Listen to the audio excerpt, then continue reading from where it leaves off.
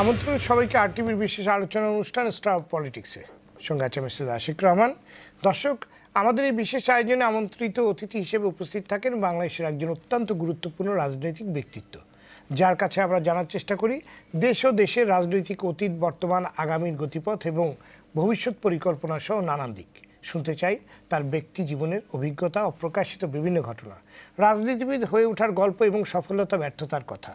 আজ আমাদের আমন্ত্রিত অতিথি হিসেবে এসেছেন এমন একজন কিংবদন্তি তুল্য রাজনৈতিক ব্যক্তিত্ব, বাংলাদেশ রাষ্ট্রের সৃষ্টি প্রক্রিয়ার প্রতিটি অধ্যায়ে যা রয়েছে গৌরবময় অংশগ্রহণ, যিনি ছিলেন মুক্তিযুদ্ধের অন্যতম সংগঠক, ছিলেন ডাকসুর ভিপি, যিনি 1969-এর 23শে ফেব্রুয়ারি রেসকোর্স ময়দানের বিশাল জনসভায় সকলের সম্মতিতে জাতির জনক শেখ মুজিবুর রহমানকে বঙ্গবন্ধু উপাধিতে ভূষিত করেছিলেন। 71-এর মুক্তিযুদ্ধে যিনি ছিলেন মুজিব বাহিনীর অঞ্চল ভিত্তিক দায়িত্বপ্রাপ্ত 4 প্রধানের একজন। দেশ স্বাধীন হবার পর প্রতিমন্ত্রীর মর্যাদায় তিনি বঙ্গবন্ধু শেখ মুজিবুর রহমানের রাজনৈতিক সচিবের দায়িত্ব পালন করেছেন। ছিলেন বঙ্গবন্ধু কন্যা শেখ হাসিনার সরকারের মন্ত্রীও। আমাদের আজকের অতিথি আওয়ামী লীগের উপদেষ্টা মণ্ডলীর সদস্য জনাব তোফায়েল আহমেদ এমপি। স্বাগত আপনাকে আরটিভি স্টুডিওতে। ধন্যবাদ। আমরা শুরুতেই আপনার রাজনীতিবিদ কিংবা রাজনীতিতে আসার গল্পটা শুনতে চাই। কিভাবে, কিসের টানে আপনি রাজনীতিতে চলে এলেন? আমি বাংলাদেশের একটা প্রত্যন্ত অঞ্চল থেকে উঠে আসা একজন রাজনীতি কর্মী। একটি গ্রামে আমার জন্ম, যে গ্রাম ছিল অবহেলিত, যে গ্রামে রাস্তাঘাট, পুল, কালভার্ট, বিদ্যুৎ কিছুই ছিল না, ছিল অন্ধকার। সে অন্ধকার একটি গ্রাম থেকে আমি উঠে এসেছি। নিজের গ্রামে প্রাথমিক বিদ্যালয়ের পড়া শেষ করে বাড়ির পাশেই আবার জুনিয়র হাই স্কুল অর্থাৎ ক্লাস 6-এ 6ষ্ঠ শ্রেণীতে ভর্তি হয়ে। তখন রাস্তাঘাট ছিল না, খালি পায়ে স্কুলে যেত। আপনি স্কুলের নামটি যদি বলতেন। আমার প্রাথমিক বিদ্যালয় কোরালিয়া প্রি প্রাইমারি স্কুল, তারপরে খায়েরহাট জুনিয়র হাই স্কুল, তারপরে আমি 7ম শ্রেণীতে ভর্তি হলাম বুরহানুদ্দিন হাই স্কুলে। প্রতিটি ক্লাসেই প্রথম হতাম। বুরহানুদ্দিন স্কুলে আমার রেজাল্ট ভালো দেখে আমার শিক্ষক, যিনি এখনও বেঁচে আছেন, আমার পরম শ্রদ্ধেয় শিক্ষক জনাব আব্দুল মান্নান, তিনি আমাকে বললেন, তুমি ভালো ছাত্র, তুমি বলা সরকারি স্কুলে ভর্তি হও। 8ম শ্রেণীতে 4টি সিট খালি ছিল সরকারি বিদ্যালয়ে, বলা government high school. Government high স্কুলে আমরা 100 জনের পরীক্ষা দিয়েছিলাম। 4 জনের মধ্যে আমি গিয়ে দেখি যে আমি প্রথম হয়েছি। মানে 4 জনের মধ্যে প্রথমেই আপনার নামটি ছিল? আমি ফার্স্ট হয়েছি। এই 8ম শ্রেণীতে ভর্তি হলাম এবং আমি যখন বুরহানুদ্দিনে পড়ি 7ম শ্রেণীতে, স্কুলের কোনো হোস্টেল ছিল না। স্কুলের হোস্টেল ছিল না, আমি অন্যের বাড়িতে থেকে আমার 13 বছর বয়সে আমি পড়াশোনা করেছি। বয়স 13, অন্যের বাড়ি, কিন্তু যে বাড়িতেই ছিলাম আমাকে পুত্র সমতুল্য মনে করে আমাকে আদর যত্ন করেই আমি তাদের বাড়িতে ছিলাম। তাদের কাছে আমি ঋণী, কৃতজ্ঞ। আমি কোনোদিন তাদেরকে বলি নাই। ভোলা গভর্নমেন্ট স্কুলে ভর্তি, প্রথম হোস্টেলে থাকা শুরু করে, এবং সেখান থেকে আমি 1960 সনে ম্যাট্রিক পাস করি এবং পরে আমি ঢাকা কলেজে ভর্তি হই। কিন্তু আমার মা ছিলেন আমার খুব প্রিয়, আমি মাকে ছাড়া থাকতে পারতাম না। আমার মায়ের কথা মনে হওয়ার কারণে আমি ঢাকা কলেজ ত্যাগ করে আমি বরিশাল বিএম কলেজে ভর্তি হলাম, কারণ বিএম কলেজ আমাদের কাছাকাছি। সেখান থেকে বিএসসি পাস করে আমি ঢাকা বিশ্ববিদ্যালয়ে সয়েল সায়েন্সে এমএসসি পাস করি।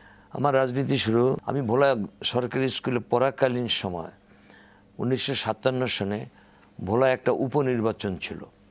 তখন হোসেন সৈয়দ সোহরাওয়ার্দী, তিনি ছিলেন পাকিস্তানের প্রধানমন্ত্রী, বঙ্গবন্ধু ছিলেন বাংলাদেশ আওয়ামী লীগের সাধারণ সম্পাদক। সে বঙ্গবন্ধু সোহরাওয়ার্দী সাহেবের সাথে সি প্লেনে করে ভোলা গিয়ে আমার স্কুলের মাঠেই, ভোলা গভর্নমেন্ট স্কুলের মাঠে তিনি বক্তৃতা করেছিলেন। তার বক্তৃতা শুনে আমার এই তরুণ বয়সে আমি মুগ্ধ হলাম এবং ভাবতে শুরু করি যে কোনোদিন যদি রাজনীতি করি, এই নেতার দলের রাজনীতি করব। আমার সেই জীবন এসে গেছে। আমি 60 সনে বিএম কলেজে ভর্তি হয়ে ছাত্রলীগের সদস্য হিসেবে আমার রাজনৈতিক যাত্রা শুরু। তারপরে আমি বিএম কলেজের ক্রীড়া সম্পাদক হই, বিএসসি পাস করে ঢাকা বিশ্ববিদ্যালয়ের ইকবাল হল, আজকে যেটাকে জোরলক বলে, সেখানে সে ক্রীড়া সম্পাদক হই। আবার 65-66 সনে আমি ইকবাল হলের সহসভাপতি নির্বাচিত, এই ছাত্র সংসদের সহসভাপতি। আমার ডিপার্টমেন্টের আমি সহসভাপতি নির্বাচিত হই। তারপরে 67-68 অর্থ বছরে আমি ঢাকা বিশ্ববিদ্যালয় কেন্দ্রীয় ছাত্র সংসদের সহসভাপতি নির্বাচিত হই। এবং তারপরে সেই 1969-এর ঐতিহাসিক আন্দোলন, আমার জীবনে আমি 62 শিক্ষা আন্দোলনে অংশগ্রহণ করেছি বরিশালের থেকে।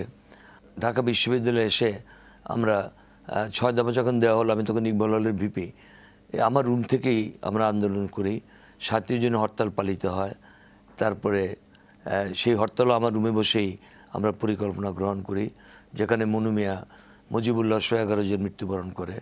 তারপরে বঙ্গবন্ধুকে যখন আগরতলা মামলার আসামি হিসেবে কারাগার থেকে মুক্তি দিয়ে আবার পুনঃগ্রেপ্তার করলো, ওই রাত্রে আমি ডাকসুর ভিপি হই। বঙ্গবন্ধু জেল থেকে আমাকে চিঠি লিখেছিলেন স্নেহের তোফায়েল, কারণ বঙ্গবন্ধু আমাকে চিনতেন। 67 সালে ভর্তি হয়েই আমরা বঙ্গবন্ধুর সেই আওয়ামী লীগ অফিসে যেতাম, দেখা হতো, আদর করতেন। আমি যখন ইকবাল হলের ভিপি হই তখন আমাকে 200 টাকা দিয়েছিলেন। তো আমাকে ছিল স্নেহের তোফায়েল, তুই আজ ডাকসুর ভিপি নির্বাচিত হয়েছিস। কারাগারের অন্ধকার প্রকোষ্ঠে বসে এই সংবাদটি পেয়ে আমি খুবই আনন্দিত হয়েছি। আমি বিশ্বাস করি এবারে ডাকসু বাংলার মানুষের অধিকার প্রতিষ্ঠার আন্দোলনে ঐতিহাসিক ভূমিকা পালন করবে। ইতি মুজিব ভাই।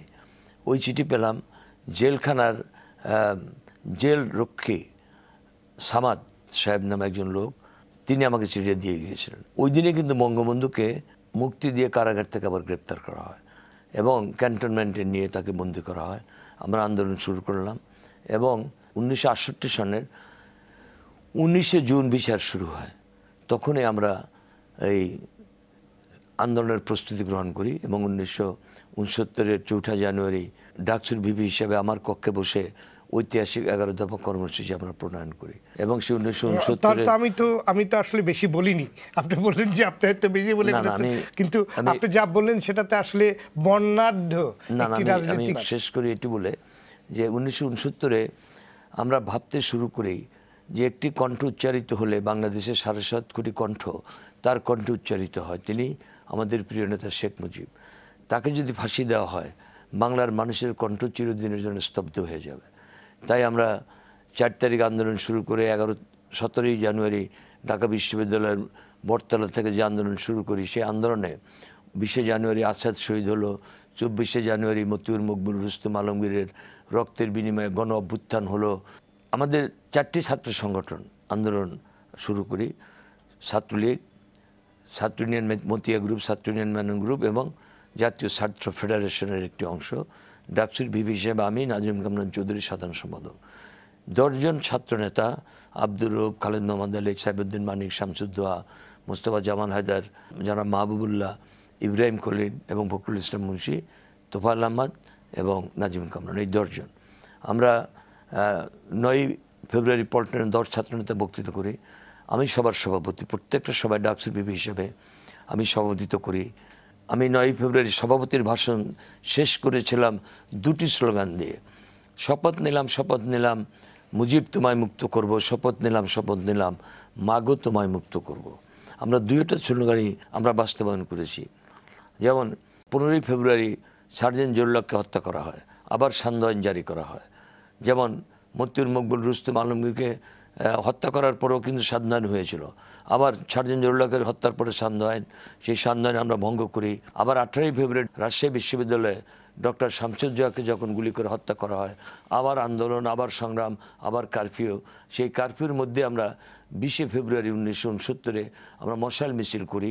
বাধ্য হয়ে তৎকালীন জিওসি মুজাফফরউদ্দিন এবং প্রশাসন সান্ধ্য আইন প্রত্যাহার করতে বাধ্য হয় এবং এই 21 ফেব্রুয়ারির পল্টনে জনসভা থেকে আমার সভাপতির ভাষণে আলটিমেটাম দেই যে আগামী 24 ঘন্টার মধ্যে প্রিয় নেতা শেখ মুজিবকে মুক্তি দিতে হবে। এবং সেই পরের দিনই 22 ফেব্রুয়ারি আগরতলা মামলার বেঁচে থাকা 34 আসামি সহ বঙ্গবন্ধু কারাগার থেকে ক্যান্টনমেন্টে মুক্তি লাভ করেন। এবং 23 ফেব্রুয়ারি সরওয়ার্দী উদ্যানে 10 লক্ষাধিক লোকের উপস্থিতিতে আমি ছিলাম সবার সভাপতি। আমার বয়স তখন মাত্র 25 বছর 4 মাস 1 দিন। আমি সভাপতি হিসেবে সবার আগে, আমরা আরও 4 ছাত্রনেতা বক্তৃতা করেছে, বঙ্গবন্ধু প্রধান অতিথি, তাকে আমরা গণসম্বর্ধনা দেব। আমি সভাপতির ভাষণ অনুমতি নিয়ে জনগণের কাছ থেকে, সেদিনের জনসভা ছিল একটা বিশাল জনসভা, তৎকালীন রাজকাশ ময়দানে এত বড় জনসভা আর কখনো হয় নাই, বা তার আগে হয়ও নাই কোনো জনসভা হয়েছে বলে আমার মনে পড়ে না। আমি যখন বক্তৃতা দিলাম বলেছিলাম, তুমি বলে সম্বোধন করে, প্রিয় নেতা, আজ আমরা ধন্য তোমাকে আমাদের কাছে পেয়ে, রক্ত দিয়ে জীবন দিয়ে তোমাকে আমরা কারাগার থেকে মুক্ত করেছি প্রিয় নেতা। বাংলার মানুষের অধিকার প্রতিষ্ঠার জন্য কারাগারের অন্ধকার প্রকোষ্ঠে বসে তুমি তোমার জীবন উৎসর্গ করেছ। কারাগারের অন্ধকার প্রকোষ্ঠে বসে বাংলার মানুষের ছবি তোমার ইজিদে অঙ্কন করেছ প্রিয় নেতা। জেল জুলুম অত্যাচার তুমি সহ্য করেছ, ফাঁসির মঞ্চে গিয়ে মৃত্যুকে আলিঙ্গন করেছ। এই বাঙালি জাতি প্রিয় নেতা তোমার কাছে ঋণী। এই ঋণ আমরা কোনোদিন শোধ করতে পারবো না, কিন্তু আজকে একটি উপাধি দিয়ে সেই ঋণের বোঝাটা কিছুটা হলো আমরা হালকা করতে চাই। 10 লক্ষ লোকের অনুমতি চাইলাম, 20 লক্ষাধিক হাত উত্তোলিত হলো।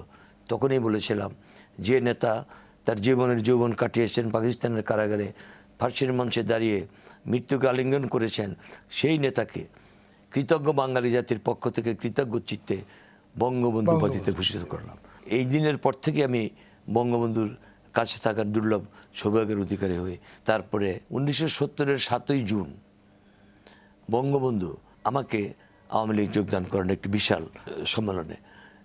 সেখানে আমি এবং শেরে বাংলায় ফজলুল হকের ছেলে ফয়জুল হক, তিনিও 70 এমএনএ হয়েছিলেন।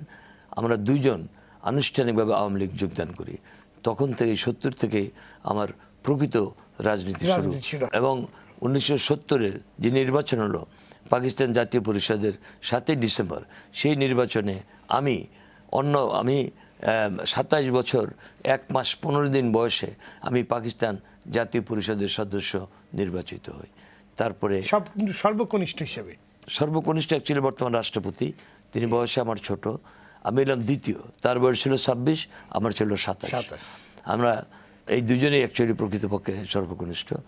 3রা মার্চ পল্টনে আমাদের ইতিমধ্যে বঙ্গবন্ধু আমাদের যারা ছাত্রনেতা ছিলেন, ডাকসুর বিপি আসাম আব্দুর রব, সাধারণ সম্পাদক আব্দুল কুদ্দুস মাখন, ছাত্রলীগের সভাপতি নুর আলম সিদ্দিকী, সাধারণ সম্পাদক শাহজাহান সিরাজ, তাদের নেতৃত্বে স্বাধীন বাংলা সংগ্রাম পরিষদ গঠিত হলো। তারা পল্টনে ইশতেহার পাঠ করলো, বঙ্গবন্ধুর উপস্থিতি বঙ্গবন্ধুকে রেখে আমিও বক্তৃতা করলাম সেখানে। এবং সেখানে বঙ্গবন্ধুকে প্রথমে জাতির জনক হিসেবে আখ্যায়িত করা হলো, ঘোষণা করা হলো, এবং আমাদের জাতীয় সঙ্গীত কী হবে, আমাদের পতাকা এবং সব কিছু করলো। এবং 2রা মার্চ ঢাকা বিশ্ববিদ্যালয়ের কলাভবনে আমাদের এই স্বাধীন বাংলার পতাকা উত্তোলন করলো বঙ্গবন্ধুর নির্দেশে। আমাদের আন্দোলন শুরু হলো। আমাদের রাজনীতি সম্বন্ধে আগেও বরাবরই একটি নেতিবাচক ধারণা ছিল যে ছেলে রাজনীতিতে যুক্ত হয়েছে মানে ছেলে বকে গেছে, এরকম এক ধরনের। পরিবার থেকে কি ছোটবেলায় আপনার কাছে এরকম কোনো চাপ এসেছিল কিংবা কোনো কিছু ছিল? না না, আপনার পরিবার কিভাবে দেখতো? অ্যাকচুয়ালি সত্যি কথা বলতে কি, আপনি তো খুব ভালো ছাত্র ছিলেন। আমি একটি সাধারণ পরিবারের সন্তান। আজকে আমি যেটুকু অবস্থানে এসেছি এটা আমার স্বপ্ন ছিল না, কল্পনাও করি নাই। তবে কেন জানি রাজনীতির প্রতি আমার একটা মোহ ছিল। 54 যুক্ত নির্বাচনে আমি 5ম শ্রেণীতে পড়ি, তখন বিভিন্ন জায়গায় যেতাম, তখন যারা এমএলএ ক্যান্ডিডেট হয়েছে তাদের বক্তৃতা শুনতাম। আমি আবার মানে ছোটবেলা থেকে আপনাকে আমি যখন বুকের মধ্যে বই নিয়ে হেঁটে হেঁটে স্কুলে যাচ্ছি, তখন আমি একা একা বক্তৃতা করতাম। মানে হাঁটতে হাঁটতে আমি চলনা, এটা আমার একটা ইয়ে ছিল, অনেক কথা। আপনি বঙ্গবন্ধুর এত কাছে গেলেন কিভাবে? 1969-এর 14ই ফেব্রুয়ারি তিনি আমাকে দেখতে চেয়েছিলেন। তখন আমাকে আজকে যিনি আমাদের মাননীয় প্রধানমন্ত্রী বঙ্গবন্ধু কন্যা, তিনি এবং তার প্রয়াত স্বামী আমাদের শ্রদ্ধেয় ডক্টর অজেদ ভাই বলতাম আমরা, তিনি গাড়ি চালালেন, একটা মাজদা গাড়ি, আমাদের নেত্রীর সামনের সিটে বসা, আমি পেছনে। আমাকে ক্যান্টনমেন্টে তখন বিচার চলছে, তখন আমাকে বঙ্গবন্ধুর কাছে নিয়ে গিয়েছিল। বঙ্গবন্ধু অনেকদিন পরে, তখন 33 মাস উনি জেলে, আমাকে দেখি বল তোফাইল না বলেই আমাকে বুকে জড়িয়ে দিল, কপালে চুমা দিল, গালে চুমা দিল, এবং বঙ্গবন্ধু বলেছিলেন তুই বক্তৃতা করিস। তখন আমাদের নিয়ম ছিল যে আমরা ছাত্ররা বা ছাত্র নেতারা আমরা আওয়ামী লীগের মঞ্চে উঠতাম না, আর আওয়ামী লীগের নেতারা আমাদের মঞ্চে উঠত না। একটা স্বকীয় বৈশিষ্ট্যতা ছিল, আলাদা বৈশিষ্ট্য ছিল। তা আমি বঙ্গবন্ধুকে বললাম, উনি যখন বললেন তুই আজকে বক্তৃতা করিস, আমি আজকে তো আমাদের সভা না, আজকে তো ডাকের, আমরা তো রাজনৈতিক দলের সবাই উঠি না, তখন তিনি দেখেন 33 মাস জেলে। আমাকে বললেন যে সাংবাদিকরা যেখানে বসে তুই সেখানে বসবি, দেখবি তোকে মানুষ দেখলে বলবে তোকে মঞ্চে তুলে নেবে। ঠিকই হলো তাই। আমি প্যান্ট শার্ট পরে আমি এতদিন বক্তৃতা করেছি, ওই দিন আমি পাজামা পাঞ্জাবি পরেছিলাম। নুরুল আমিনের নাম, তিনি ছিলেন পাকিস্তান ডেমোক্রেটিক অ্যাকশন কমিটির সভাপতি, তার নাম প্রস্তাব করলো। মানুষ বললো মানি না মানি না মানি না। নুরুল আমিনকে আর বক্তৃতা দিল না, মানলও না। তখন মানুষ আমাকে মঞ্চে তুলে নিল। যে আমাদের পররাষ্ট্রমন্ত্রী ছিলেন আব্দুল সামাদ আজাদ, আমাদের জাতীয় নেতা, তিনি বললেন তুফেল আহমদকে, তার ভাষায় তুফেল আহমদ কাটা, উনি আমাকে তুফেল আহমদ ডাকতেন। আমাকে সিঁড়িতে আমি উঠতে পারিনি, আমাকে তুলে নিল। আমি বঙ্গবন্ধুর ছবি বুকে ধারণ করে আমি বক্তৃতা করেছিলাম, বলেছিলাম সেদিন বেশি দূরে নয় যেদিন আমাদের প্রিয় নেতা আমাদের মাঝে ফিরে আসবেন। এবং আমি ম্যান্ডেট নিয়েছিলাম এই কথা বলে, আপনারা কি শেখ মুজিবের প্যারোলে মুক্তি চান? না, চাই না। আপনারা কি শেখ মুজিব ছাড়া গোলটেবিল বৈঠক চান? না, চাই না। কারণ তখন আইয়ুব খান গোলটেবিল বৈঠকের সিদ্ধান্ত নিয়েছে, রাজনৈতিক দলগুলির সাথে বৈঠক করবে আমাদের এই আন্দোলনের চাপে। বঙ্গবন্ধু বিচক্ষণ নেতা ছিলেন, তার তো তুলনা হয় না। কিন্তু তিনি বলেছিলেন যে আমাকে মামলা প্রত্যাহার না করা পর্যন্ত এবং একজন রাজবন্দীও জেলে থাকতে আমি মুক্তি লাভ করব না। এবং তখন সেই 22শে ফেব্রুয়ারি তাকে মুক্তি দিল। ওই 23শে ফেব্রুয়ারির পর থেকে, যেদিন বঙ্গবন্ধু উপাধি দেওয়া হলো, তারপর থেকেই আমি বঙ্গবন্ধু পরে পাকিস্তানের অ্যাকশনে পাকিস্তান 9 মাস বন্ধু ছিলেন, 9 মাস ছাড়া প্রতিদিনেই আমি বঙ্গবন্ধুর সাথে থাকতাম এবং কাছে থাকতাম। আমাদের 4 জন ছিলাম, সদ্য শেখ ফজলুল হক মনি, সদ্য সিরাজুল আলম খান, সদ্য আব্দুর রাজ্জাক এবং আমি, অর্থাৎ মনি ভাই, রাজ্জাক ভাই, সিরাজ ভাই, আমি, আমরা 4 জন ছিলাম যুবকদের প্রতিনিধি। আমাদের দিয়েই বঙ্গবন্ধু মুজিব বাহিনী গঠন করার নির্দেশ দিয়েছিলেন। আমাদেরকে বলেছিলেন এই আমাদের অসহযোগ আন্দোলনের মধ্যে কোথায় যাই আমরা ভারতে থাকবো সে আশ্রয়, সানি ভিলা, 21 নম্বর Rajendra road, Northern Park, Bhowanipore, Kolkata, এই তোমাদের ঠিকানা। আমি সব ঠিক করে রেখে গেছি, এখানে গেলে তোমরা থাকতে পারবে, এখানেই তোমরা ভারতীয় সরকারের সহযোগিতা পাবে। ঠিকই যখন স্বাধীনতা ঘোষিত হলো 26শে মার্চ প্রথম প্রহরে, অপারেশন সার্চ লাইট নামে গণহত্যা যখন শুরু হলো, তার আগে, তার আধা ঘন্টা আগে আমরা 32 থেকে আমি এবং মনি ভাই 2 জন বঙ্গবন্ধুর কাছ থেকে বিদায় নিয়ে গেলাম। আমরা যখন সেগুনবাগিচা গেলাম, সেখানে একটা যে আমাদের শ্রদ্ধেয় জহুরুল ইসলাম সাহেব, বাংলাদেশের শিল্পপতি, তার একটা গাড়ি আমরা অসহযোগ আন্দোলনে ব্যবহার করতাম। ওই গাড়ি রেখে আমরা পায়ে হেঁটে ফকিরারপুর গেলাম, কারণ রাস্তায় ব্যারিকেড। মনিবের বাসায় যখন পৌঁছলাম 12টা 1 মিনিটে অপারেশন সার্চ লাইট শুরু হলো। মেজর সিদ্দিক সালেকের একটা বই আছে যার নাম হল উইটনেস টু সারেন্ডার। সেই বইতে তিনি লিখেছেন যে immediately after the first shot of Operation Searchlight, the voyage of Sheikh Mujib came into through a radio station. অর্থাৎ অপারেশন সার্চলাইটের প্রথম গুলি বর্ষণের সাথে সাথে বঙ্গবন্ধুর কণ্ঠ উচ্চারিত হলো একটা ক্ল্যান্ডেস্টাইন রেডিও থেকে। এটা তার বইতে লেখা আছে। মানে in which he declared the East Pakistan as People's Republic of Bangladesh. তারপরে তো বঙ্গবন্ধুর ভাষণ, ওই বক্তব্য, কারণ এটা আগেই উনি রেকর্ড করিয়ে রেখেছিলেন। তারপরে 26 তারিখে ইয়াহিয়া খান জাতির উদ্দেশ্যে ভাষণ দিল। বঙ্গবন্ধুকে বলল বিশ্বাসঘাতক, Mujib is a traitor, this time he will not go unpunished. মুজিবকে আমার আগেই গ্রেপ্তার করা উচিত ছিল। আওয়ামী লীগকে যখন ডিসব্যান্ড করলো, ব্যান করলো, আওয়ামী লীগকে ব্যান করলো, মানে তারপরে 27 তারিখ 2 ঘন্টার জন্য কারফিউ প্রত্যারিত হলো। ওই 2 ঘন্টার মধ্যে আমরা কেরানীগঞ্জে চলে গেলাম এবং ওখান থেকে আমাদেরই এক বন্ধু ডক্টর আবু হেনা ডাক্তার, সে এমপিএ ছিল 70-তে, তাকে বঙ্গবন্ধু কলকাতা পাঠিয়েছিল আগে, তুই রাস্তা দেখে রেকি কর কোথা দিয়ে ওরা যাবে। সে গেল আবার আসলো। আর চিত্তরঞ্জন সুতার নামে আমাদের এই 70-এর একজন এমএনএ ছিলেন, তিনি আগেই কলকাতা গিয়ে ওই 21 নম্বর রাজেন্দ্র নর্দার্ন পার্ক, ভবানীপুর, কলকাতা, ওখানে তিনি থাকা শুরু করলেন।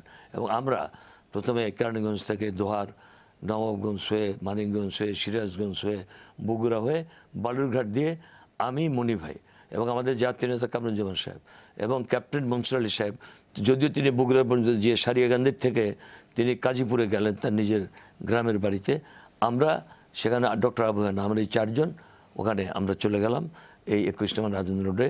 ওখান থেকে আমরা মুজিব বাহিনীর নেতৃত্ব দিয়েছি। এইটাই ছিল হেডকোয়ার্টার। তারপরে 16ই ডিসেম্বর হানাদার মুক্ত হলো। আমরা স্বাধীনতা পেলাম, কিন্তু ভোগ করতে পারলাম না। মনে করলাম যে বঙ্গবন্ধু না আসা স্বাধীনতা অপূর্ণ। 10ই জানুয়ারি যেদিন ফিরে এলেন সেদিনই স্বাধীনতা পূর্ণতা পেল। 12ই জানুয়ারি বঙ্গবন্ধু প্রধানমন্ত্রী হলেন, শহীদ নজরুল ইসলাম শিল্পমন্ত্রী, তাজউদ্দিন আহমেদ অর্থমন্ত্রী, এইভাবে 12 তারিখে শপথ নিলেন এবং 14 তারিখে আমাকে প্রতিমন্ত্রীর মর্যাদায় বঙ্গবন্ধুর পলিটিক্যাল সেক্রেটারি করলেন। এই হলো আমার জীবন। এবার আমরা একটু বর্তমান প্রেক্ষাপটে আসি। নতুন মন্ত্রিসভার 31 জনই নতুন মুখ। এই নতুনদের নিয়ে বিপুল জনপ্রত্যাশার পূরণ করা, সেটা কতটুকু সম্ভব হবে বলে আপনি মনে করেন? এটা সব দেশেই যিনি সরকার প্রধান হন, যিনি মাননীয় প্রধানমন্ত্রী হন, তিনি তার নতুন সরকার গঠন করেন এবং পুরানোদের মধ্যে থেকে অনেকে বাদ যায়, নতুন অনেকে হয়। আর আমি আমার নিজের ব্যক্তিগত কথা বলি, অন্যের কথা নাই বা বললাম। আমি তো আপনার স্বাধীনতার পরে প্রথম মন্ত্রী হই 29 বছর বয়সে। তারপরে 96-তে আমি শিল্প বাণিজ্য একসাথে 2টা মন্ত্রণের দায়িত্ব লাভ করি। আবার 12 সালে আমাকে যখন মন্ত্রী হওয়ার জন্য বলেছিলেন, তখন আমি যে কোনো কারণে আমি হই নাই।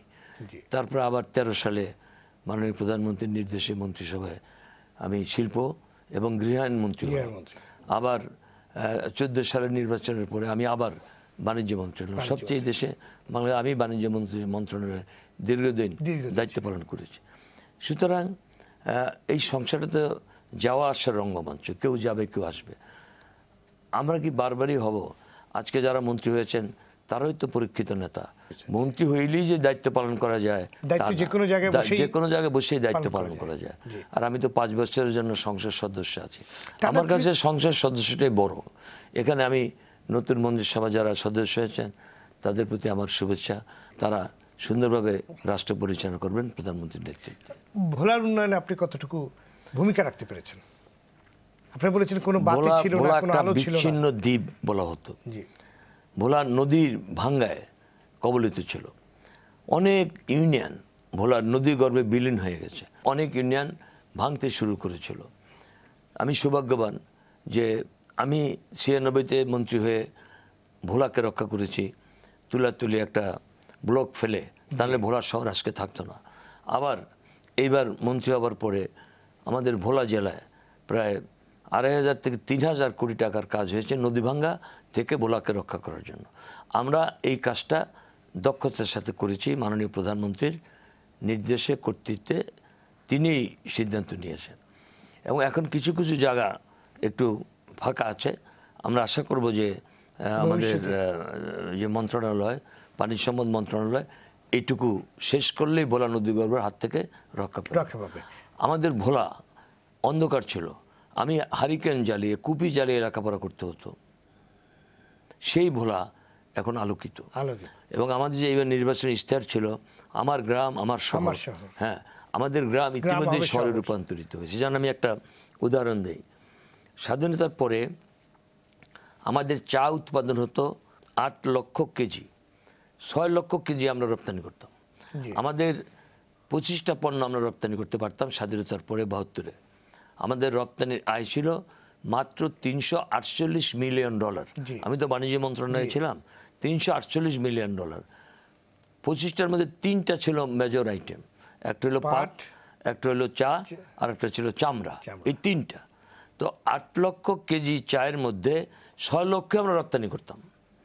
আর আমি যখন বাণিজ্য মন্ত্রী, গত বছর আমাদের চা উৎপাদন হয়েছে 85 মিলিয়ন কেজি, 85 মিলিয়ন কেজি, কিন্তু আমরা রপ্তানি করতে পারি না, কারণ আমাদের দেশীয় চাহিদাই এত বেশি। এখন 16 কোটি লোক চা পান করে। আমি যখন আমার দরজা বাড়ির গ্রামের থেকে আমি যখন বেরোই, আমার যখন মেহমানরা যায়, মাননীয় রাষ্ট্রপতি গিয়েছিলেন, তিনি আমার গ্রামের বাড়িতে গিয়েছিলেন। আমি একটা স্বাধীনতা জাদুঘর করেছি, সেটা তিনি উদ্বোধন করেছেন। তারপরে সুরেশ প্রভু আমার গ্রামতে গিয়েছেন। আমাদের সাবেক অর্থমন্ত্রী সদ্য মোহিত ভাই সহ যারা মন্ত্রী, আমাদের গ্রামের বাড়িতেই খানা পিনা হয় এবং সেই গ্রাম এখন আর অন্ধকার না, আলোকিত।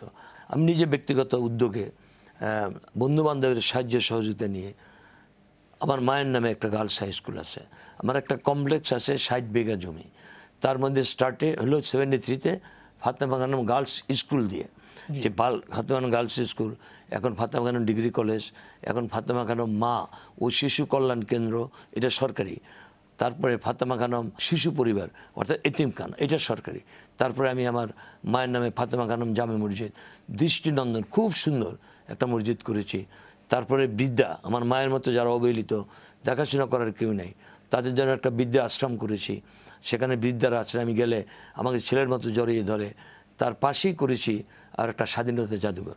আর এখন কাজ চলছে আমার বাবা এবং মায়ের নামে আজহার ফাতেমা মেডিকেল কলেজ ও হাসপাতালের কাজ আমি এখন শুরু করেছি। এটা একটা কমপ্লেক্সের মধ্যে গেলেই মনে হবে যে একটা, মানে আপনি আধুনিক ভোলা তৈরি করার জন্য এখন যা করার সেটা চেষ্টা করেছেন। স্বপ্ন এখন অপূর্ণ আছে। আমরা আশা করি মাননীয় প্রধানের মাধ্যমে সেই স্বপ্ন পূরণ হবে। সেটা হলো ভোলা বরিশাল ব্রিজ। এই ব্রিজটা যদি হয়ে যায় তাহলে মূল ভূখণ্ডের সাথে ভোলার সংযুক্ত হলো, ভোলা হবে বাংলাদেশের আধুনিক একটা জেলা। আমি ভোলাকে সিঙ্গাপুর তৈরি করতে পারবো না, বাট সিঙ্গাপুরের মডেলে ভোলাকে গড়ে তোলার স্বপ্ন আমার আছে যদি আমি বেঁচে থাকি। জি, খুবই সুন্দর একটি আশাব্যঞ্জক একটি স্বপ্ন। টানা তৃতীয়বার বিপুল ম্যান্ডেট নিয়ে সরকার গঠন করলো আওয়ামী লীগ। এটা কতটুকু সম্ভাবনার আর কতটুকু চ্যালেঞ্জের বলে আপনি মনে করেন? বাংলাদেশ আজ আন্তর্জাতিক বিশ্বে একটা মর্যাদাশালী দেশ। 2008-এ জাতির উদ্দেশ্যে ভাষণ দিয়ে শেখ হাসিনা বলেছিলেন, এই যে আমি যদি আল্লাহ আমাকে রাষ্ট্রপ্রধান দায়িত্ব দেয়, আমি বাংলাদেশকে ডিজিটাল বাংলাদেশে রূপান্তরিত করব, বাংলাদেশকে আমি মধ্যমায়ের দেশে রূপান্তরিত করব। তো আজকে ডিজিটাল বাংলাদেশ স্বপ্ন না, বাস্তব। এবং আমরা ইতিমধ্যে মধ্যমায়ের দেশে প্রবেশ করেছি। শুধু মধ্যম দেশ না, আমরা ইউনাইটেড নেশনের যে CDP, committee for development policy, তাদের যে নির্ধারিত 3টা শর্ত পূরণ করলে একটি দেশ স্বল্প উন্নত দেশ থেকে উন্নয়নশীল দেশে রূপান্তরিত হয়, এই 3টা শর্তই আমরা পূরণ করতে সক্ষম হয়েছি। এবং 2024 সালের মধ্যে আমরা উন্নয়নশীল দেশে পরিণত হব। এবং মাননীয় প্রধানমন্ত্রীর যে লক্ষ্য, 2041 সালে আমরা উন্নত দেশে রূপান্তরিত হব। যেই বাংলাদেশকে নিয়ে একদিন বলেছিল বাংলাদেশ হবে দরিদ্র দেশের মডেল। অনেক অর্থনীতিবিদ স্বাধীনতার বলেছিল বাংলাদেশ হবে দরিদ্র দেশের মডেল, মানে আমাদের দেশটা হবে একটা দরিদ্র দেশের মডেল। আর বলেছিল বাংলাদেশের তলাবিহীন ঝুড়ি। আজকে তারাই বলে বিস্ময়কর উত্থান এই বাংলাদেশে। যে বাংলাদেশে 72-এ রপ্তানি ছিল $348 মিলিয়ন, গতবার আমাদের রপ্তানি হয়েছে $37 মিলিয়ন। এবার আমি বাণিজ্য মন্ত্রী থাকাকালীন টার্গেট করেছি যে এইবার এই যে চলতি অর্থ বছরে আমাদের রপ্তানি হবে $44 বিলিয়ন। এবং 2021 সাল আমাদের স্বাধীনতার সুবর্ণ জয়ন্তী, 50 বছর পূর্তি। আর 2020 সাল জাতির জনক বঙ্গবন্ধুর জন্ম শতবার্ষিকী। 21 সাল আমাদের রপ্তানি $60 বিলিয়ন ছাড়িয়ে যাবে। এবং বাংলাদেশ উন্নয়নের চরম শিখর। আজকে পাকিস্তান, তারা বুদ্ধিজীবীরা, সেদিন একটা টক শো দেখলাম, সে এক বুদ্ধিজীবী বলছে ইমরান খান চেয়েছে পাকিস্তানকে সুইডেনের মডেলে গড়ে তুলতে। সেই বুদ্ধিজীবী বলছে যে সুইডেনের দরকার নেই, খোদা के वास्ते हमको বাংলাদেশ বানা দো। কারণ বাংলাদেশের রপ্তানি তার ভাষায় $40 বিলিয়ন। আমাদের রপ্তানি $40 বিলিয়ন, তার ভাষায় তাদের রপ্তানি 22 বিলিয়ন। অ্যাকচুয়ালি তাদের 22 পয়েন্ট, গতবার 22.4 বিলিয়ন তাদের রপ্তানি হয়েছে। তাদের রিজার্ভ 16 বিলিয়ন, আমাদের রিজার্ভ 33 বিলিয়ন। সুতরাং অমর্ত্য সেনের ভাষায় সামাজিক, অর্থনৈতিক সকল ক্ষেত্রে আমরা বাংলাদেশ পাকিস্তান থেকে এগিয়ে, এবং কোনো কোনো ক্ষেত্রে আমরা ভারত থেকে এগিয়ে। সুতরাং সেই রূপে আজ বাংলাদেশ আজকে পরিচিত। একটি দল দীর্ঘদিন ক্ষমতায় থাকলে যেমন দেশের ব্যাপক উন্নয়ন হয়, তেমনি আবার ওভার কনফিডেন্স যেটা বলে সেটাতে গতিহীনতা আসতে পারে। আপনি এটা কীভাবে দেখেন? না, দেখুন, জাতির পিতা বঙ্গবন্ধু লক্ষ্য নির্ধারণ করে রাজনীতি করতেন। যেমন তার লক্ষ্য ছিল বাংলাদেশের স্বাধীনতা। তিনি জেল, জুলুম, অত্যাচার, নির্যাতন, ফাঁসির মঞ্চে গিয়ে তিনি সেই লক্ষ্য পূরণ করতে সক্ষম হয়েছেন। প্রধানমন্ত্রী শেখ হাসিনার একটা লক্ষ্য আছে, সেই লক্ষ্য নিয়ে তিনি এগিয়ে যাচ্ছেন। যেমন একটা দেশের সরকার প্রধান 2001 সালে কি হবে এই ডেল্টা প্ল্যানও তিনি করেছেন, 2041 কী হবে সেটাও তিনি করেছেন। তবে আপনাকে আমি এটুকু বলতে পারি যে আমরা যেভাবে এগিয়ে যাচ্ছি, বাংলাদেশ পৃথিবীতে উন্নয়নের একটা মডেলের রূপান্তরিত। সুতরাং বাংলাদেশ যে এগিয়ে যাচ্ছে, বাংলাদেশ এগিয়ে যাবে। তো আমি একটা কথা বলি আপনার মাধ্যমে, আমাদের ঢাকা শহরকে আমাদের বাসযোগ্য শহরে রূপান্তরিত করতে হবে। সবাই যে ডিসেন্ট্রালাইজের কথা বলে যে সবকিছু ঢাকা শহরে। দেখেন, এই যে আমি আপনার এখানে আসলাম, আমার বাসা বনানী। সেই বনানীতে আমি যে বাসায় থাকি, আজকে এখানে আলোচনা হচ্ছে স্মৃতির পাতায়, জাতির পিতা তো সবসময় আমার থাকেন। আমি ঘুম ভাঙার পরে মায়ের ছবি দেখি আমার উপরে দোতলায়, নিচতলা নেমে বঙ্গবন্ধুর ছবির পাশে দাঁড়াই এবং দিনের কাজ শুরু করি। এই বঙ্গবন্ধু আমাকে জমিটা দিয়ে গিয়েছিলেন 1975-এর 31শে জুলাই আমি জমিটা পেয়েছিলাম। সেখানে আমি এখন অবস্থান করি। আর ওই জায়গা থেকে আসতে আপনার এখানে আসতে আমার 1.5 ঘন্টা লাগলো। কারণ মানুষের অর্থনৈতিক অবস্থা ভালো হয়েছে। আমার একটা গাড়িও ছিল না, এখন আমার বাসায় তো একাধিক গাড়ি। এরকম প্রত্যেকের বাসায় স্বামীর গাড়ি, স্ত্রীর গাড়ি, ছেলে মেয়েদের গাড়ি ইত্যাদি। সুতরাং এই আমাদের চেষ্টা হচ্ছে, মাননীয় প্রধানমন্ত্রী সেদিনও বলেছেন যে এই যানজটকে করার জন্য আমরা মেট্রো রেল করতেছি, এলিভেটেড এক্সপ্রেসওয়ে, তারপরে আমরা অনেকগুলো যে ব্রিজ করেছি, তারপরে ফ্লাইওভার, অনেকগুলো ফ্লাইওভার করেছি। সুতরাং এই শহরকে ডিসেন্ট্রালাইজ করতে হবে, এখান থেকে মানে সবকিছুর কেন্দ্র হয়ে গেছে কিন্তু এই শহর। আর সবচেয়ে যারা আমরা যারা রাষ্ট্র পরিচালনা করি, যেমন চকবাজার একটা দুর্ঘটনা ঘটে গেল, আবার সেদিন একটা বস্তি পুড়ে যেয়ে মানুষ নিঃস্ব হয়ে গেল। আমি মনে করি যে আমাদের সিটি কর্পোরেশন এগুলিকে লুক আফটার করবে এবং সুন্দর একটা শহর আমাদের গড়ে তুলতে হবে যাতে এই ধরনের দুর্ঘটনা না ঘটে। আমরা দেখছি যে একটি প্রকল্প যে সময় শেষ হওয়ার কথা সেটা শেষ হচ্ছে না সে সময়, এবং এবং এবং সেখানে জবাবদিহিতার যে জায়গাটা সেটাও আমরা পূর্ণাঙ্গভাবে বাস্তবতাটা আমাদের যে পরিকল্পনা মন্ত্রী জনাব আব্দুল মান্নান, চমৎকার মানুষ, তিনি সেদিন বিভিন্ন জায়গায় সফর করতে গিয়েছিলেন। তো আমি একটা দেখলাম কালের প্রজেক্ট ডাইরেক্টর যারা ঢাকায় থাকে, যার কাজ হলো খুলনা সে আসে ঢাকা, যার কাজ বরিশাল সে থাকে ঢাকা। আমার মনে হয় এগুলি দিকে আমাদের প্রশাসনিক কর্মকর্তাদের খেয়াল দিতে হবে এবং এগুলি যাতে যার যেখানে দায়িত্ব যাতে সেখানে দায়িত্ব পালন করে। বিপুল সংখ্যাগরিষ্ঠ পাওয়ায় দলের নেতাকর্মীদের মধ্যে একরকম বড় ধরনের প্রত্যাশা তৈরি হয়, আবার এই প্রত্যাশার কারণে অনেকে অপরাধের সঙ্গে জড়িয়ে পড়তে পারে। সে ব্যাপারে আসলে আমি মনে করি যে একটা নির্বাচনের মধ্য দিয়ে একটা সরকার গঠিত হয়েছে এবং এখানে আমরা যারা দলের নেতা এবং কর্মী সবাইকেই সচেতন হতে হবে, সবাইকে যত্নবান হতে হবে। এমন কোনো কাজ আমাদের করা উচিত হবে না যাতে আমাদের সরকারের বা দলের আমাদের দুর্নাম হয়। তার থেকে আমাদের সকলকে এই সতর্ক থাকতে হবে, রক্ষা করতে হবে এবং বিশেষ করে অপরাধীকে অপরাধী হিসেবে চিহ্নিত করতে হবে, সে যেই হোক না কেন, আমার দলের হোক বা দলের বাইরে হোক। এবং সেই ব্যাপারেও আমাদের যারা দায়িত্বপ্রাপ্ত তাদেরকে দক্ষতার সাথে নিরপেক্ষভাবে কাজ করতে হবে, এটা আমার প্রত্যাশা। মাননীয় প্রধানমন্ত্রী বাংলাদেশকে দুর্নীতিমুক্ত করার জন্য ঘোষণা দিয়েছেন, কিন্তু বহুদিনের অপচর্চায় সমাজে রন্ধে রন্ধে দুর্নীতি ঢুকে গেছে, সেখানে বাংলাদেশকে দুর্নীতি মুক্ত করাটা আসলে কতটুকু না? প্রধানমন্ত্রী তো খুব এই ব্যাপারে সচেতন, যত্নবান এবং সবসময় তিনি এই কথা বলেন। আমরা এইটা শুনবো, তবে তার আগে নিয়ে নিচ্ছে ছোট্ট একটি বিরতি। দর্শক, স্টার অফ পলিটিক্সে নিচ্ছে ছোট্ট একটি বিরতি, সাথেই থাকুন।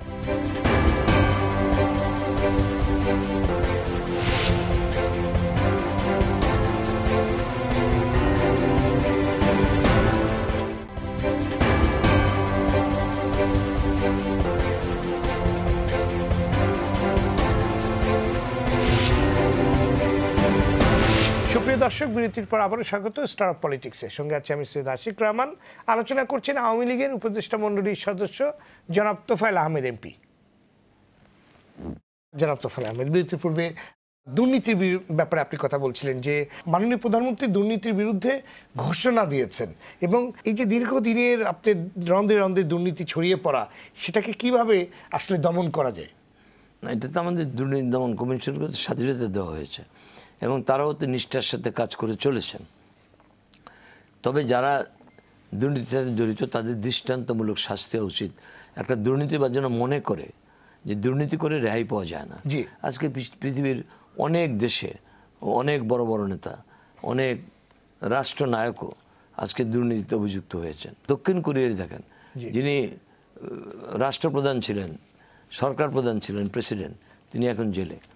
সুতরাং আমাদেরকেও আমাদের এই দেশে আমরা মাননীয় প্রধানমন্ত্রীর একটা অঙ্গীকার জাতির সামনে, তিনি জিরো টলারেন্সের কথা বলেছেন দুর্নীতির ব্যাপারে। আমরা আশা করব যে আমাদের দুর্নীতি দমন কমিশন যেন ইকবাল মাহমুদ তার নেতৃত্বে পরিচালিত হচ্ছে, তারা দক্ষতার সাথে কাজ করবে, এটি আমাদের প্রত্যাশা। এবং প্রত্যেকটা মানুষেরও আপনার মাধ্যমে জানাতে চাই যে আমাদের দেশের তো অর্থনৈতিক অবস্থা এখন ভালো। সরকারি কর্মচারীদের বেতন 100% বেশি বৃদ্ধি করেছেন মাননীয় প্রধানমন্ত্রী। যে স্কুল শিক্ষক, আগে প্রাইমারি স্কুলে আমরা যখন ছোট প্রাইমারিতে পড়ি আমাদের টিচার বেতন ছিল 18 টাকা 16 টাকা, এখন তাদের বেতন 30,000 টাকার বেশি। আমাদের যে সরকারি কর্মচারী 50,000 টাকা পেতেন সে এখন 1 লক্ষ টাকার বেশি পায়। সুতরাং আমাদের সকলেরই কিন্তু মানে নিজের মানসিকভাবে যে দুর্নীতি একটা অপরাধ সেদিকে খেয়াল করতে হবে। আবারও ছোটবেলায় ফিরে যেতে চাই। ছোটবেলায় আপনি কেমন ছিলেন? শান্তশিষ্ট স্বভাবের না দুষ্টুমি করতেন? আমি খুব দুষ্ট প্রকৃতির ছিলাম। আমি খেলাধুলাকে আপনার নামে কি কখনো কেউ কমপ্লেন করতে এসেছে যে দুষ্টুমি করছে খুব বাসায় আম্মার কাছে? কমপ্লেন হয় নাই, তবে আমার মা ছিলেন আমার জীবন। আমি এখন আমার মা ছাড়া আমি থাকতে পারি। আমি আমার একটা লেখায় লিখেছি আমার মা। পৃথিবীতে সবার মাই কিন্তু সবার কাছে শ্রেষ্ঠ সম্পদ। ব্যক্তি জীবনে আমার মা আমার শ্রেষ্ঠ সম্পদ, রাজনৈতিক জীবনে জাতির জনক আমার শ্রেষ্ঠ সম্পদ। যার কারণে আমার মাকে বাঁচিয়ে রাখার জন্যই আমি আগে যেগুলি বললাম যে আমি এত কিছু মায়ের নামে করেছি, বাবার নামে কিছু, আমার নিজের নামে আমি আজ পর্যন্ত একটা সামান্য কিছু করিনি। কারণ আমি জীবিতকাল আমার নামে করব এটা আমার ভালো লাগে না। ছোটোবেলা স্কুলে যখন পড়তাম খেলাধুলা করতাম, আমি ভোলা সরকারি স্কুলের ক্যাপ্টেন ছিলাম। সরকারি স্কুলের ক্যাপ্টেন ছিলাম। বরিশাল বিএম কলেজের অ্যাথলেটিক্স সেক্রেটারি ছিলাম। আমি ইকবালের অ্যাথলেটিক্স সেক্রেটারি, ইকবালের বিপি, ডাকসুর বিপি। তারপরে আমি ছাত্রলীগের সভাপতি হলাম 1969-এর 21শে জুন আমি ছাত্রলীগের সভাপতি। সুতরাং ছাত্র জীবনে একজন মানুষ যা পেয়েছে এটা আমি মনে হয় আমি খুব বেশি পেয়েছি। আপনারা কয় ভাই বোন? আপনার পরিবার মানে? আমরা 3 ভাই 4 বোন। আমার বড় 2 ভাই মৃত্যুবরণ করেছেন। একজন 11ই জুলাই 1975 বঙ্গবন্ধু আমার সরকারি বাসভবনে গিয়েছিলেন, জানাজা পড়েছেন। এয়ারপোর্টও গিয়েছিলেন হেলিকপ্টার আমার ভাইকে যখন আমরা ভোলাতে নিয়ে যাই। আমি বলেছিলাম 15 দিন। উনি প্রত্যেক দিনেই, তখন তো এরকম টেলিফোন ছিল না, থানায় টেলিফোন ছিল, বলা ছিল 11টার সময়, কত মহামানব, 11টার সময় যেন আমি থানায় থাকি, উনি আমার সাথে কথা বলবেন। প্রত্যেক দিন আমার খোঁজ নিয়েছেন এবং আমি 30শে আগস্ট ঢাকায় ফিরে আসি। যাই হোক, আমি নিজে একাধিকবার 7বার আমি জেলে গিয়েছি। আমি প্রথম 15ই আগস্ট বঙ্গবন্ধু হত্যা করার পর আমাকে গৃহবন্দী করে রাখা হয়, আমাকে পুলিশ কন্ট্রোল রুমে নিয়ে টর্চার করা হয়, আমাকে হাত পা বেঁধে রেল স্টেশনে নিয়ে অমানুষিক নির্যাতন চালানো হয়, আমি বেহুশ অবস্থা আবার ফেরত দেওয়া হয়। তারপরে আমাকে ময়মনসিংহ কারাগারে পাঠিয়ে দেওয়া হয়। ময়মনসিংহ কারাগারে জেলের মধ্যে ফাঁসির আসামির মতো কন্ডেম ছেলে আমাকে রেখেছিল। আমি 3 মাস সূর্যের আলো আমি দেখি নাই। এখানে বসে আমার ভাইয়ের মৃত্যুর খবর পাই, আমার মেজো ভাইয়ের। তারপর আবার আমাকে গ্রেপ্তার করে 82 সনে আমি প্রায় 33 মাস কারাগারে বন্দী ছিলাম। তারপরে এরশাদের মার্শালের মধ্যে আবার আমাকে গ্রেপ্তার করে আমাদের মাননীয় প্রধানমন্ত্রী সহ আমাদের 40 জনকে গ্রেপ্তার করেছিল ডক্টর কামাল হোসেনের বাসভবন থেকে।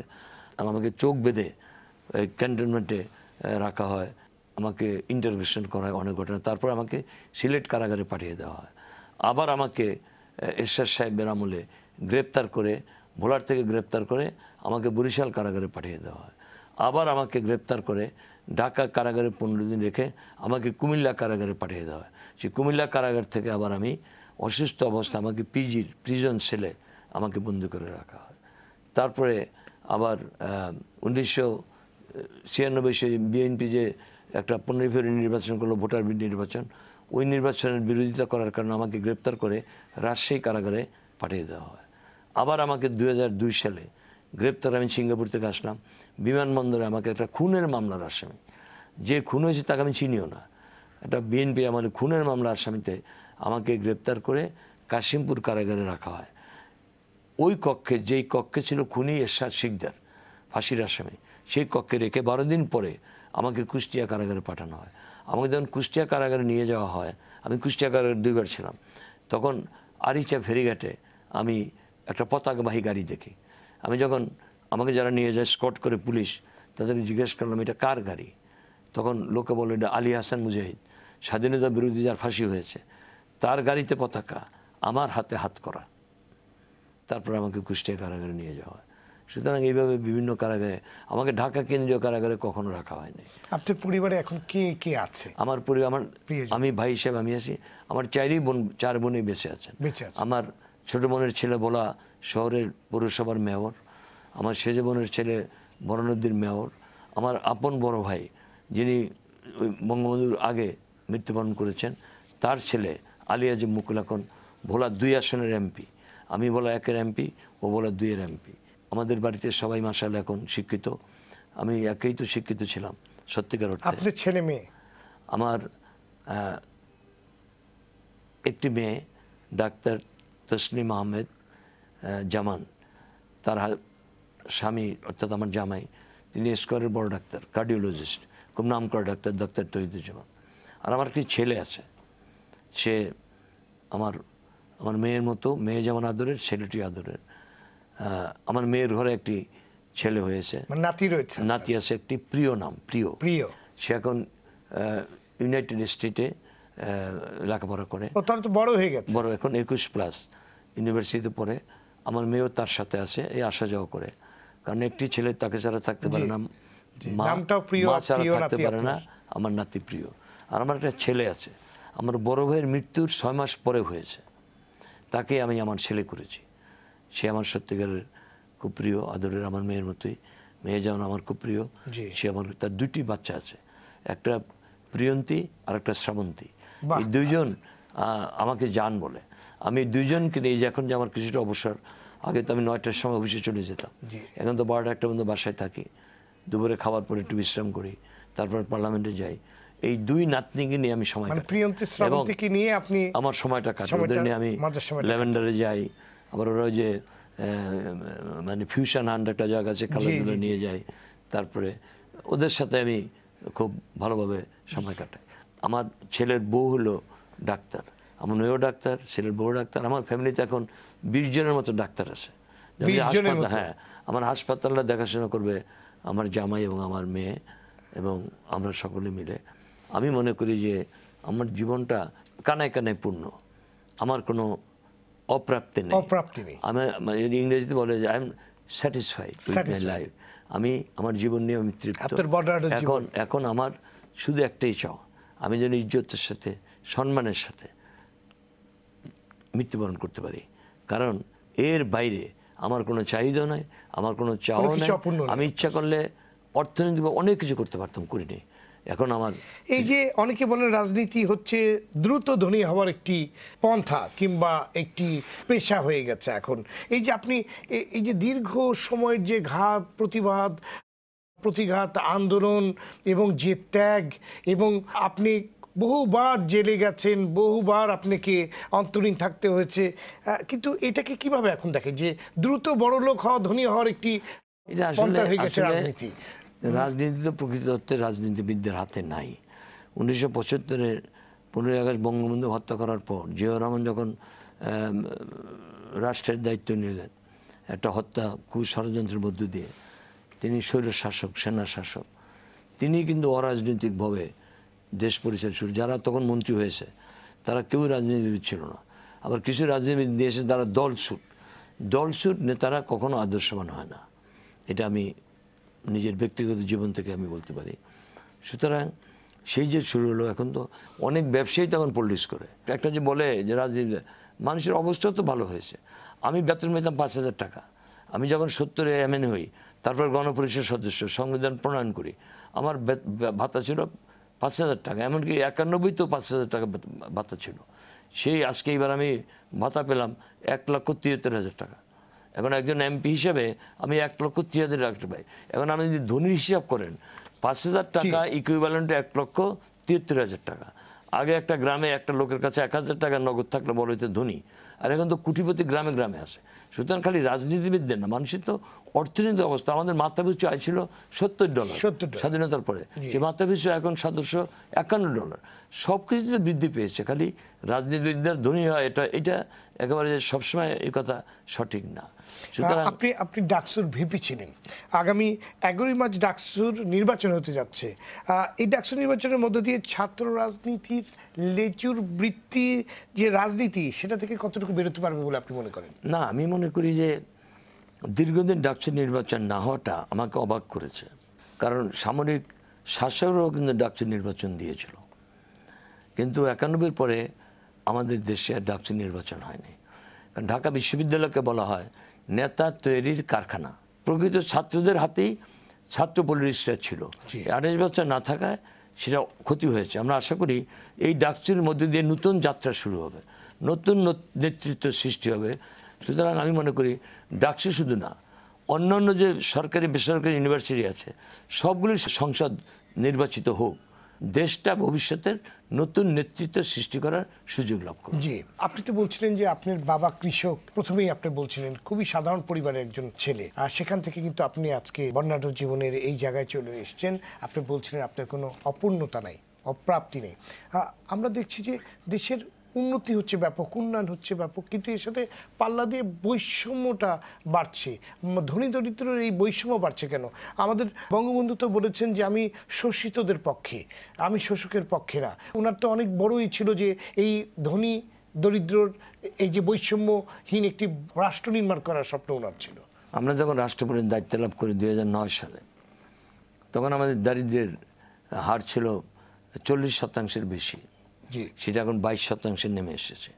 এবং এক্সট্রিম পভার্টি লেভেল, হত দরিদ্রের সংখ্যা এখন 11%। এবং 2030 সালে যখন সাস্টেনেবল ডেভেলপমেন্ট গোল আমরা বাস্তবায়ন করতে সক্ষম হব, তখন আমাদের দরিদ্রের সংখ্যা 3-এর নিচে নেমে আসবে। সুতরাং যে বৈষম্যের কথা বলেন, আজকে আপনি গ্রামে যান, আমাদের প্রধানমন্ত্রী শেখ হাসিনার যে গৃহীত পদক্ষেপ, বয়স্ক ভাতা, বিধবা ভাতা, মুক্তিযোদ্ধা ভাতা, প্রতিদ্বন্দ্বী ভাতা, আরও বিভিন্নভাবে আমরা মানুষকে সাহায্য করে, এখন তো গ্রামে কাজের মানুষও পাওয়া যায় না, প্রত্যেকে 2 বেলা পেট ভরে ভাত খেতে পারে। প্রত্যেকটা সাধারণ মানুষরা তো মোবাইল টেলিফোন আছে। যারা সংসদ সদস্য হবার পর তাদের সম্পত্তি কয়েক গুণ বেড়ে গেছে, এটাকে আপনি কিভাবে দেখেন? আমাদের সংসদে এখন 60% সদস্য নাকি যারা বলে আর কি যে ব্যবসার সাথে জড়িত। একজন ব্যবসায়ী যার 5 লক্ষ আয় হতো, তার 10 লক্ষ আয় তো হইতেই পারে।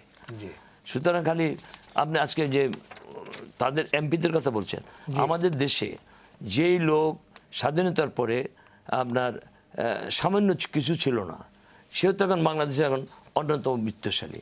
যেখানে আমাদের তৈরি পোশাক ফার্স্ট কনসাইনমেন্ট $12,000, আজকে এইবার আমাদের তৈরি পোশাক রপ্তানি হবে $32 বিলিয়ন।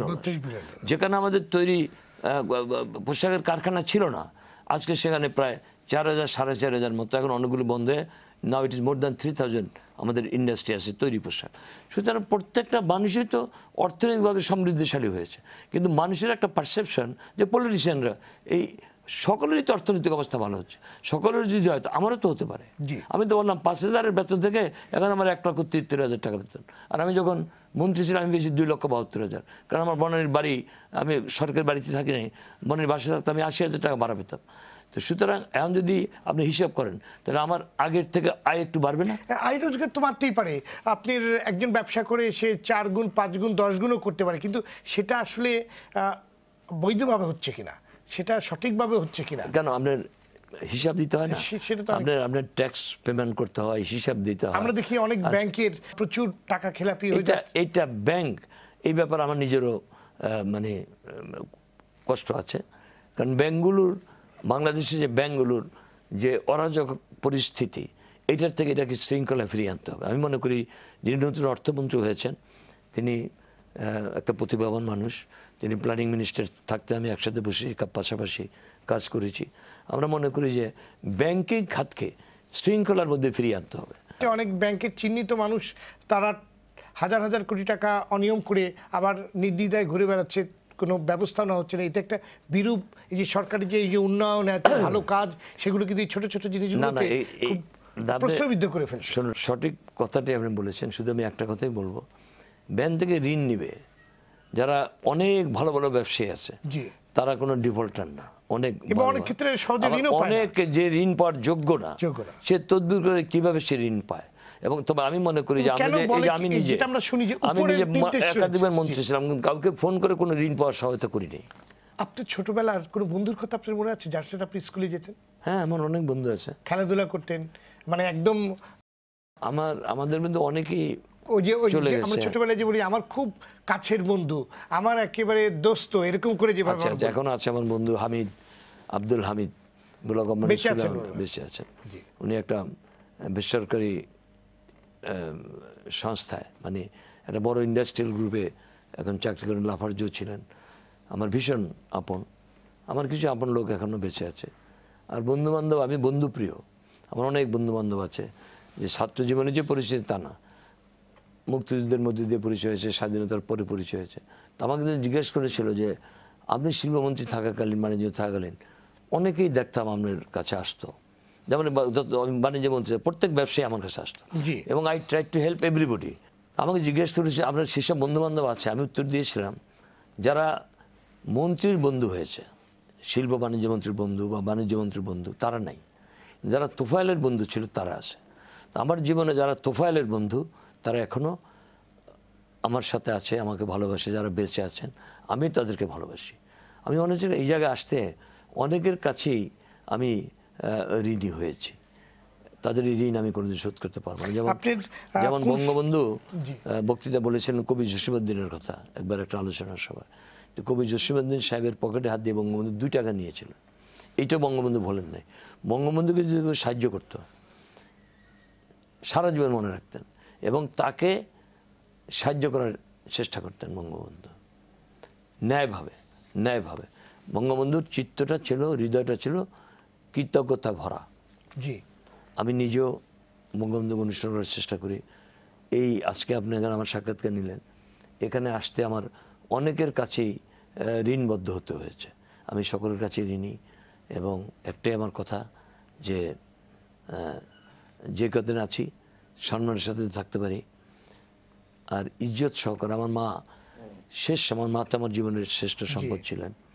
তিনি অসুস্থ হাসপাতালে, আমি মাকে নিজে খাওয়াচ্ছি, আমি রাতে হাসপাতালে থাকতাম মায়ের সাথে। তা আমার মা বলছে তুমি কি আমাকে মরতে দিবে না? আমি বললাম মা আপনি যদি মারা যান তো আমাকে দোয়া করবে কে? তিনি বলেছিলেন তোমাকে আল্লাহর কাছে রেখে গেলাম, আল্লাহই তোমাকে হেফাজত করবে। তো আমি এখন নামাজ পড়ি, ঘুমার আগে কোরআন শরীফ পড়ে ঘুমাই এবং মায়ের এই কথাটা আমার মনে হয় এবং বলি আল্লাহ আমার মা তো আপনার কাছে আমাকে রেখে গেছেন, সুতরাং আমি যেন ইজ্জতের সাথে, ইমানের সাথে, সততার সাথে আমার বাকি দিনটা আমি কাটাতে পারি। সুতরাং আমার জীবন ধন্য। বিশেষ করে ইতিহাসের একজন মহামানব, পৃথিবীর নির্যাতিত নিপীড়িত মানুষের শ্রেষ্ঠ বন্ধু, জাতির জনক, যার কোনো তুলনা হয় না। তিনি নিজের তুলনা নিজেই, যিনি বলেছিলেন ডেভিড ফ্রস্টের প্রশ্নের উত্তরে যে হোয়াট ইজ ইউর কোয়ালিফিকেশান, বলেছিলেন I love my people. What is your ডিসকোয়ালিফিকেশান, I love them too much. সত্যি তিনি বাংলার মানুষকে গভীরভাবে ভালোবাসতেন। আপনি সাগরের গভীরতা মাপতে পারবেন যে কতটুকু গভীর, কিন্তু বঙ্গবন্ধুর হৃদয়ের ভালোবাসার গভীরতা জনগণের প্রতি আপনি মাপতে পারবেন না। আজকে এই অনুষ্ঠানের মধ্যে দিয়ে নিশ্চয়ই অনেকেই জানতে পারবেন যে আপনার বৃদ্ধাশ্রমের কথা এবং মায়ের প্রতি আপনার ভালোবাসার কথা। আপনাকে অনেক অনেক ধন্যবাদ আপনার এই মূল্যবান সময় আমাদেরকে দেওয়ার জন্য। এবং আমরা আজকে অনেক কিছু না জানা অজানা অনেক কথা আপনি জানতে পারলাম, আপনার বর্ণাঢ্য জীবনের অনেক কথা জানতে পারলাম। আপনার কাছে কৃতজ্ঞতা এবং ধন্যবাদ। ধন্যবাদ। দর্শক, বিশেষ আলোচনা অনুষ্ঠান স্টার পলিটিক্সে আজ এ পর্যন্তই। আগামী সপ্তাহে আবারও অনুষ্ঠানটি দেখার আমন্ত্রণ রইল। সবাই ভালো থাকুন, সুস্থ থাকুন, আর টিভির সাথেই থাকুন।